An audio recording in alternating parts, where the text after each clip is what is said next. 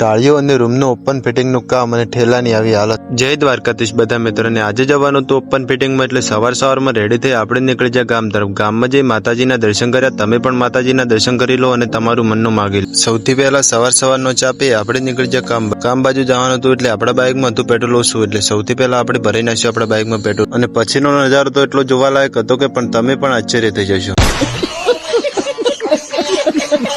આજે જે કામ કરવાનું હતું, એક રૂમ અને ટાળિયાનું કામ કરવાનું હતું। એટલે સૌથી પહેલા સામાન લઈ અમે ત્યાં પહોંચી ગયા। તેમનું કામ કમ્પ્લીટ કરી આપી મેં તમને ફાઇનલ રિઝલ્ટ પણ હું તમને બતાવીશ। તો જોઈ શકો છો મિત્રો, આપણે ફાઇનલ રિઝલ્ટ આ રીતના હતું કંઈક।